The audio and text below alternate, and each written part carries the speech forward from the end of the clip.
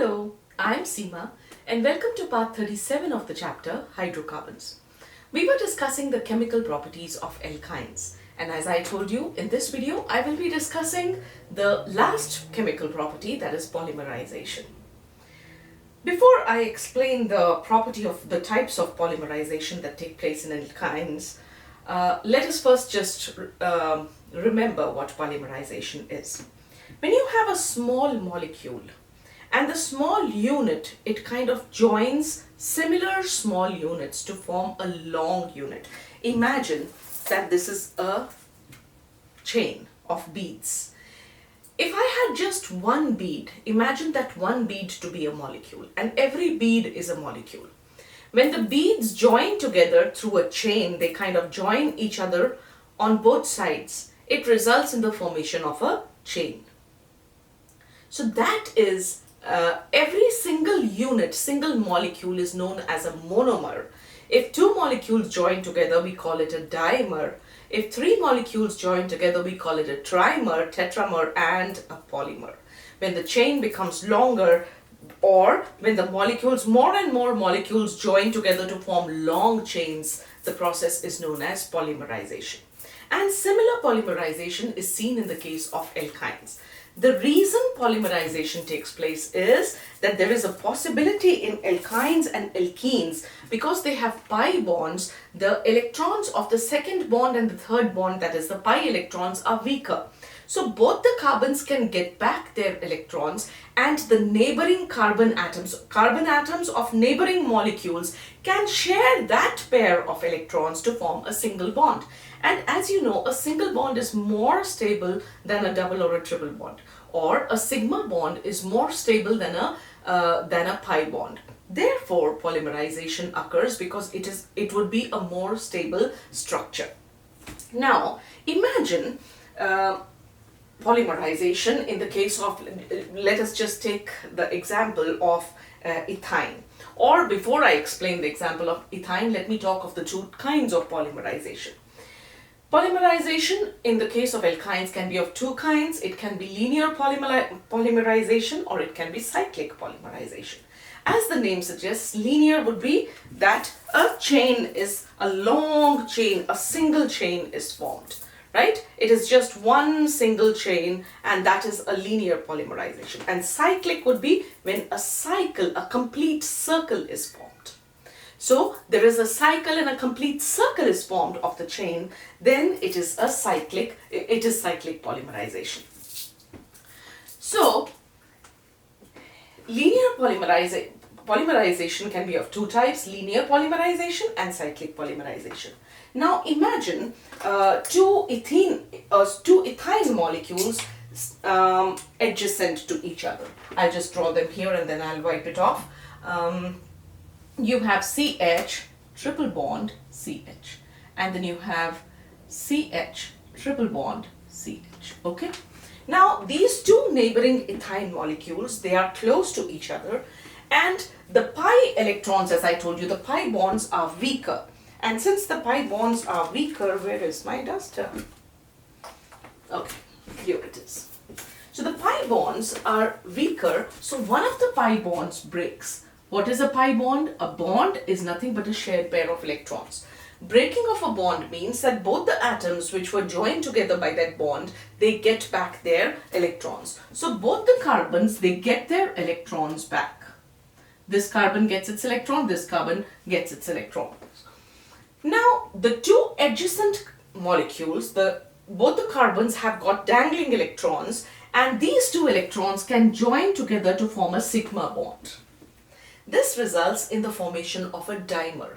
But now, these two ends of these two carbons, they also have dangling electrons, and these two ends are free to form bonds further. Right? They can form more bonds. If there was another ethyne molecule here, let us say CH, triple bond CH, so I'll just make it two bonds because I have already made this bond. Then the third bond here would have broken, and this carbon would have got its electron, this carbon gets its electron, and these two now, they result in the formation of a sigma bond, and this becomes the dangling end. If there was another ethyne molecule, another molecule would have added on. So what do we see? the polyethylene, this is polyethylene being, this was ethine, this was diethylene, triethylene, and as the polymerization occurs, you get the polyethylene molecule. But the polyethylene molecule, the giant molecule, also is unsaturated, because you notice here that you still have pi bonds in it. It does have sigma bonds which are holding the molecules together, but it still has unsaturated, unsaturation in the molecule. So this is how the linear polymerization of ethine takes place. Let me just give you a physical idea of this with the help of a dumbbell. This is one ethine molecule, the two ends, these are the two carbons. And let us imagine that the stem between them, that is two bonds, and the third bond breaks and both the carbons have got back their electron. Similarly, for this ethine molecule also, the third bond has broken and both the carbons have got back their electron. These two carbons now are close enough, and as they are close enough, both of them have one electron each, and that electron, it joins together to form a sigma bond, and that is how a dimer is formed. The same thing would have happened on this side. If on this side of the molecule, how do I show it? If it was present, this carbon would also have had the dangling electron, which would have formed a bond with the next ethine molecule, and thus the chain would keep getting longer and longer, and you would get a polyethylene molecule. That is how polymerization would take place. So in linear polymerization, the chain keeps getting longer and longer, and it results in the formation of a giant chain.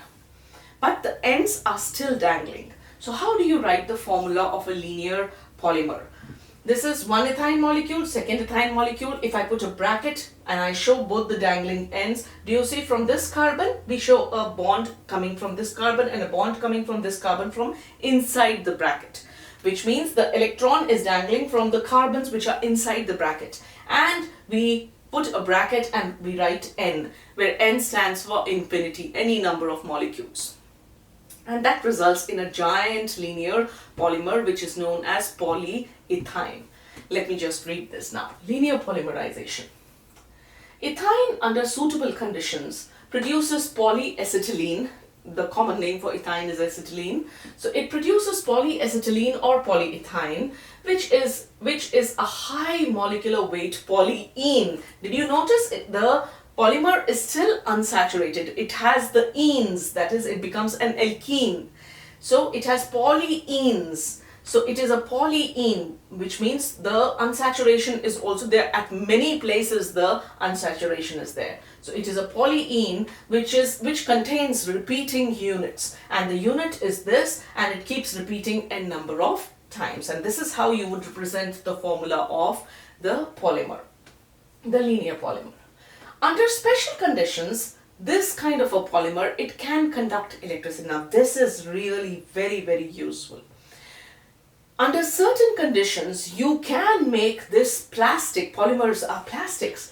This polymer can act as a conductor, and not only as a conductor, as a very good conductor.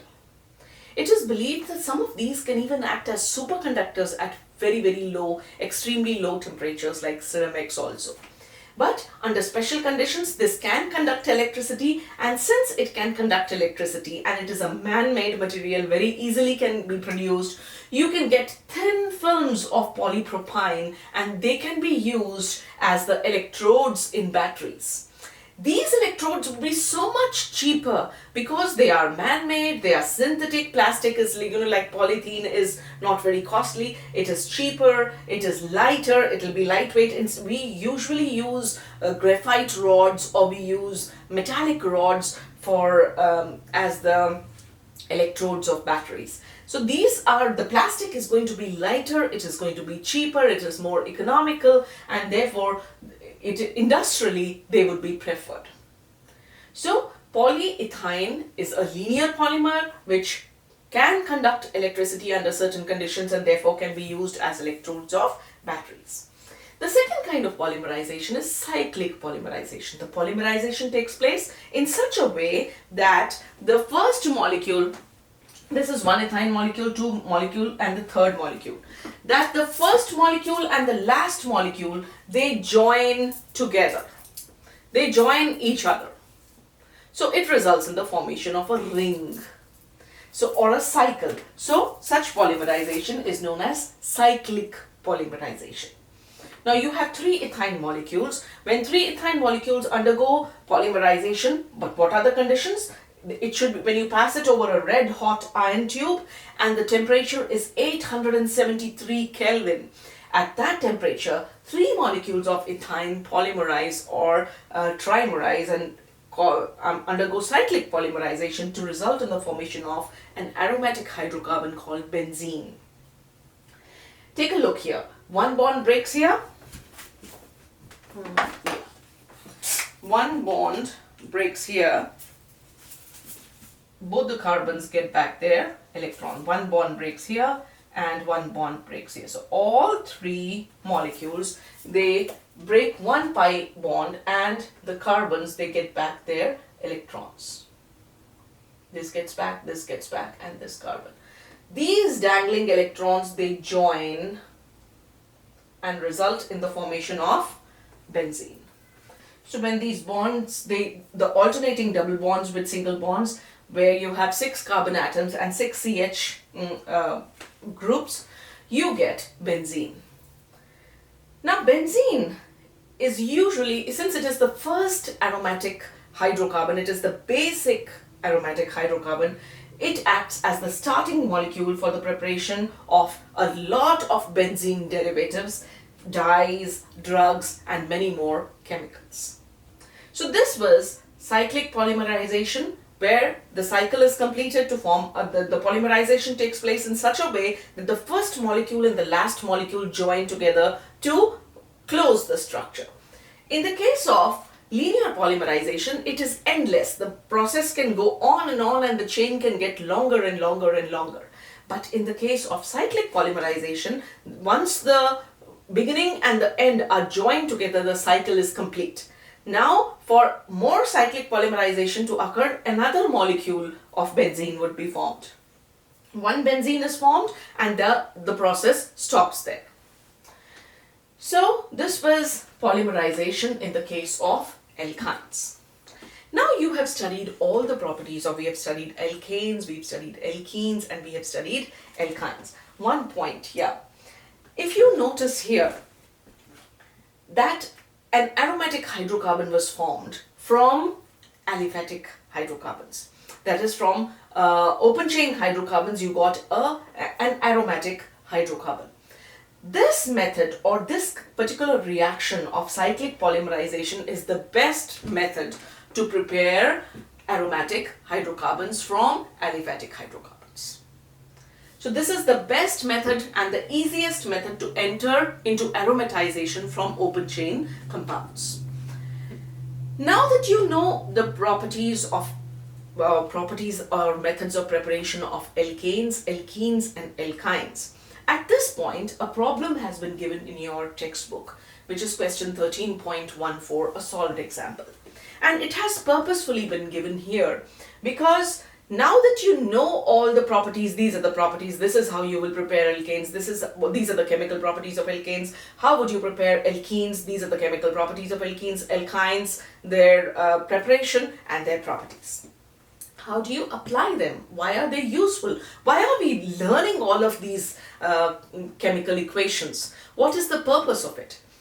The reason we need to know all of these is that you may have a certain organic compound, and chemically it is possible for you, by carrying out the certain reactions, to get a desirable product from that particular compound. And that is the reason why we study organic chemistry. Maybe you want to prepare a certain medicine. If that chemical is to be used in the form of a medicine or in the form of a very useful chemical in industry, how do you prepare it? What is the raw material that you would have? And how would you convert that raw material? What is the available raw material? And how would you convert that available raw material into the compound of your choice? Now this question also you might feel that it is a little complex because it's going to strain your brain to remember every reaction that you have studied of preparation and properties, because it's an application question. And you may feel that it's a little tricky, but remember, whenever such a question is asked, the number of equations that you study in school are very, very limited. You are being taught the basic chemistry. There are other ways of doing the same process too. You could reach the same by other means also. But since whatever you have studied, you have a very limited, counted number of reactions. So your solution will be in those counted number of reactions. In a way, it is easy because you don't have to really learn and refer to a lot more reactions. But in a very limited study, you would be able to reach the product that you desire just by referring to the reactions that you have studied in the preparation and properties of alkenes and alkynes, especially for this question. So the question is, how will you convert ethanoic acid to benzene? You have ethanoic acid and you want to convert it into benzene. The question why it has been put here is because you just saw how you created benzene from an open chain hydrocarbon, from an alkyne. You can prepare benzene from ethyne. This is what we know. So what we can do is we can go backwards for half of this reaction. That will make it easier for you to understand it, and then we'll move forward. Basically, when you are going to do it, when you are really good and you remember all your equations, you will have no problem in choosing your steps. But right now, I'll explain to you, what are we aiming at? We want benzene. What is the reaction that we know of? We know that ethyne can produce benzene by cyclic polymerization. So, my first thing that, if I'm going backwards, I'll say I have to prepare benzene, and I can get benzene from ethyne. So I will put the arrow here. This is my final product. And how did I get this product? I got it from ethyne. How did I get it from ethyne? I got it by cyclic polymerization. What were the conditions under which cyclic polymerization took place? We passed the ethyne through red hot iron tube at 873 Kelvin and I got benzene. Now the question is that the compound that I started with was ethanoic acid. So obviously I did not get this. This is not ethanoic. I have to reach ethanoic acid. How do I get ethyne? How would I get ethyne? We know that if you have vicinal dihalides, you can prepare alkynes from vicinal dihalides. Go to the preparation of ethynes. You know that how can you prepare alkynes? You can prepare them from vicinal dihalides. So we take, since it is ethyne, you need 2 carbons in the dihalide. So CH2, CH2, and dihalide means both, vicinal means neighboring carbons. So both the neighboring carbons should have bromines on it. And from this, if you make it react with alcoholic potassium hydroxide and sodamide, you would get ethyne. So we have CH2Br, that is a vicinal dihalide. We pass it through alcoholic KOH, we get CH2CHBr. That is, what is occurring here? A hydrogen and a halogen has been removed. From one carbon, a hydrogen is removed, and from the other carbon, the halogen is removed. So you get, by dehydrohalogenation, you get CH2CHBr. And then when you pass sodamide, another molecule of HBr is removed and you get the ethyne. So now we have understood how we got the ethyne. But now what do we have? We have a vicinal dihalide. Where did the vicinal dihalide come from? We have to go to ethanoic acid. So the vicinal dihalide I can get from, if I had ethene and I brominated the ethene, I could get the vicinal dihalide. Because in ethene there is a pi bond, and when the pi bond breaks, both the carbons get back their electrons and bromine molecule breaks down into 2 bromine atoms which can join then at both the carbons to give you the vicinal dihalide. So you would say that the vicinal dihalide was obtained by the bromination of ethene. Now, how did you get ethene? to get ethene, now I would say from here, let me start coming from the beginning. We had ethanoic acid. And if you pass it through sodium hydroxide, we get the sodium salt of the ethanoic acid. That is, sodium acetate can be obtained from ethanoic acid. This is the first step because we want ethanoic acid to be more reactive in order to carry out the changes. And when you get sodium acetate and you pass soda lime through sodium acetate, first topic, preparation of alkanes. Alkanes can be prepared from by passing soda lime over the sodium salt of the carboxylic acid. So we have prepared alkanes from carboxylic acids by first converting them into the sodium acetate, that is sodium carboxylate, and then when you pass soda lime through it and you heat it, you get the alkane. But which alkane do you get from here? You only, the COONA part vanishes, you only get the CH4, that is methane. And methane has only one carbon atom, and we are aiming to come to 6 carbon atoms. So if we at least have a molecule that is ethane, that has 2 carbon atoms, only then would I be able to convert it into ethene, then I'll be able to convert the ethene into ethyne, and then the ethyne will be able to turn into benzene. Right? So I have got methane here. How would I convert methane into ethane?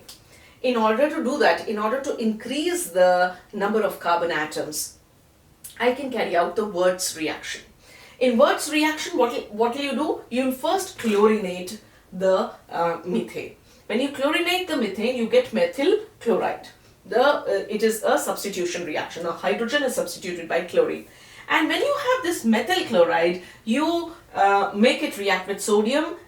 Sodium in the presence of dry ether. When you make it react, the sodium will combine with the chlorines, take 2 molecules of CH3Cl, and 2 atoms of sodium will form twice of NaCl, and both the CH3s which are left now have got the dangling electrons. They join together and result in the formation of ethane.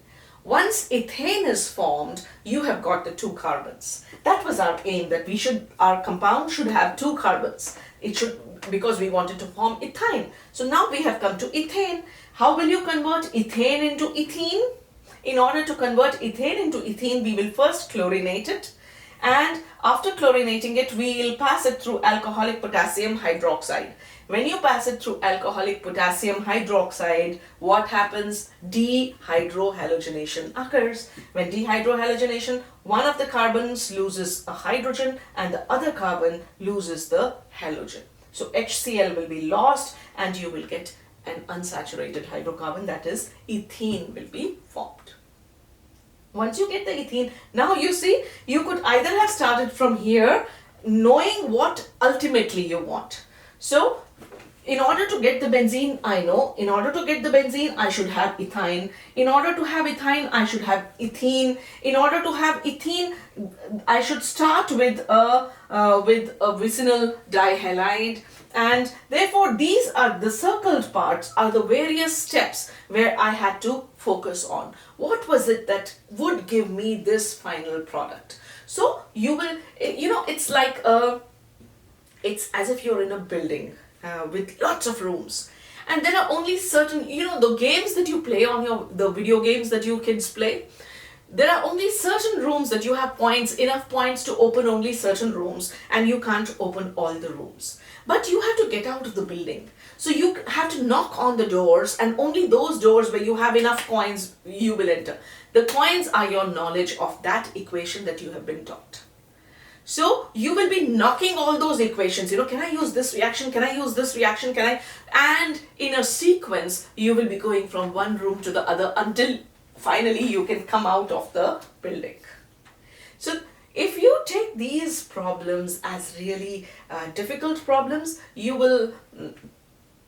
that would not be a very good mind frame to really approach the problems. Take them as that video game that you play, that way you have to have those points. The points are the equations that you already know. So you can only knock on those doors where you already know the equation, and then think, well, these are the equations that I know, so how can I actually go back or move from here to the from beginning to end or from end to beginning and finally get what I want. It's just a little tricky, but it's very, very interesting.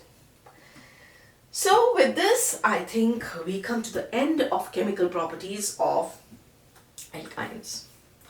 And with this, I'll wind up today's video. If you wish to watch the other videos of this chapter, kindly click the link that appears on the top of the video. And if you found my video helpful, give it a thumbs up, subscribe to my channel, recommend it to your friends, and please keep returning for more videos in chemistry. Thank you for watching, and bye-bye for now.